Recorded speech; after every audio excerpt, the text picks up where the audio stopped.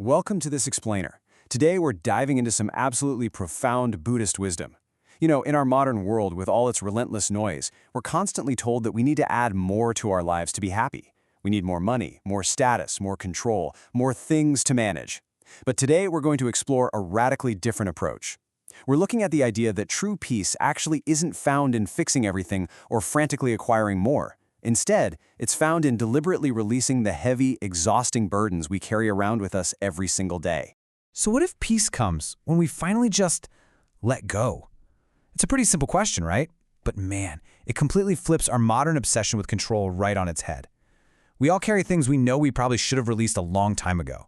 Heavy grudges, outdated identities, rigid plans for how our lives are supposed to look. But what if peace doesn't arrive when the external world is finally perfectly organized? What if it arrives the exact moment we simply stop trying to force the world to be perfect?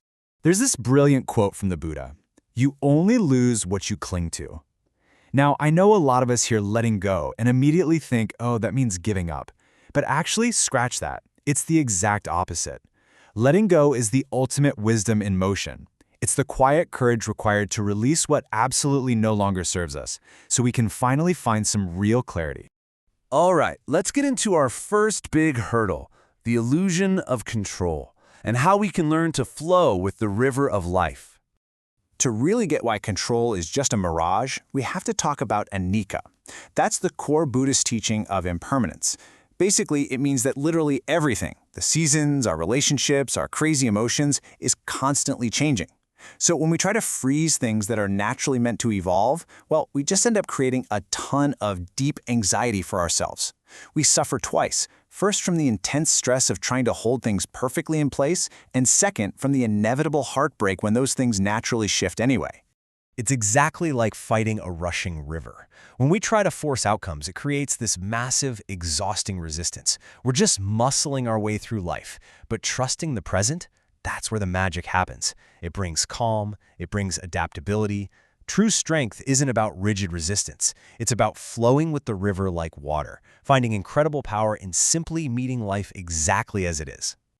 Moving right along to our next concept, the trap of attachment, or, as I like to think of it, how what you own ends up owning you. Looking inward, we really have to confront this false belief that holding tightly to people or status or possessions somehow brings us security. Buddhism has a word for this, tanha, which means craving or clinging. It's the specific kind of suffering we experience when we try to hold on to things that are impermanent by nature. Think about it. We don't suffer just because things change. We suffer because we unfairly demand that they stay exactly the same forever. We take something beautiful and turn it into a trap by desperately craving for it to never alter.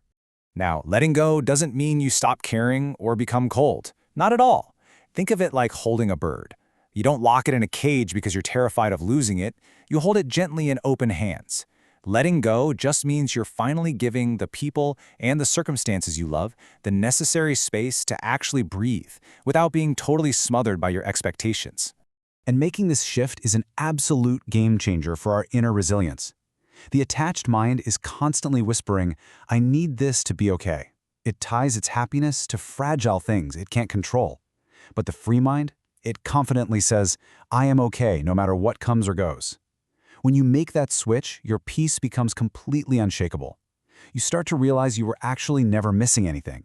You were just holding on far too tightly. Which brings us to releasing the heavy past. Time to drop that bag of broken glass. When you look at how we experience time through the lens of Buddhism, it's pretty wild. The past? That's just a memory. If we linger there, it's a quiet prison. It's like dragging around old regrets like a bag of broken glass. And the future? That is completely an illusion, a dream we can't touch. Right now, the present moment, is literally the only place we can breathe and act. Walking through life looking backward entirely blinds us to the beauty and opportunity of right now. There's a profound saying: suffering comes not from what happened, but from our attachment to what happened. This is absolutely crucial to understand. True healing really starts the exact second you stop trying to rewrite history and start asking yourself what you are doing with the moment right in front of you. You aren't your past mistakes. You have to let the grief flow through you, acknowledge it, and then just gently let it go. Okay, let's dive into silencing your demanding ego. and taking off that invisible mask we all tend to wear. This brings us to a really deep concept called anatta, or non-self. Basically, it's the realization that you don't actually have this permanent, solid identity that you need to fiercely protect all the time. It completely frees us from defending an image that isn't even our true self. You aren't your job title, your bank account, or even your strongest opinions. You are simply the quiet, steady awareness beneath all that exhausting noise. We've all heard the ego whispering to us, right? Things like, I'm better than them, I absolutely have to win, or I can't ever be wrong. At first glance, that might sound like confidence, but in reality, it's just a fragile, fear-based need for validation. The ego isolates us, builds massive walls, and forces us to constantly compete for superiority. But when you finally drop the need to be right, something beautiful happens. Humility replaces pride. You go from the ego demanding, if I win, I am worthy, to a much deeper truth. I am already whole, and I've got absolutely nothing to prove. You drop the invisible mask, you stop seeking everyone else's approval, and you just embody your worth. As we wrap up, let's look at the path to true peace, surrendering to the current. Here's the thing. Pain is a natural part of being human, but suffering, that's completely optional. We suffer when we go to war with reality. Think about all the hidden resistance we create every day, the unspoken expectations we put on people, the totally draining need to always be understood, or avoiding uncomfortable truths. We waste so much finite energy swimming upstream, trying to force reality to fit our internal blueprint. Instead of fighting that current, try being like a tree. It stands totally still as the wind rushes through its branches, rooted in truth and completely unbent by opinions. The wind will howl, and people might not get your journey or your choices, and you know what? That is perfectly fine. Quiet self-trust beats exhausting yourself by over-explaining your path any day of the week. You just need to stay firmly rooted. Better than 1,000 hollow words is one word that brings peace. When you stop relentlessly defending your fragile ego, your silence isn't empty anymore. It becomes incredibly full. It's filled with a profound understanding that the truth stands firm no matter how hard the wind of external judgment tries to shake it. You become truly comfortable in your own stillness. So, how do we actually do this? Surrender is a daily, sacred practice. First, you breathe right into the discomfort of the present moment. Second, you actively trust the natural flow of life without trying to force the outcome. And third, you gently, very gently release your tight grip. You step into your life with open hands instead of clenched fists. We've covered some really profound ground in this explainer today, from the heavy illusion of control to silencing the ego.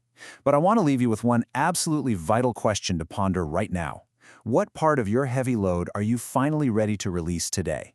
What are you holding on to that is holding you down? Because the second you let go, you won't fall, you will truly begin to rise.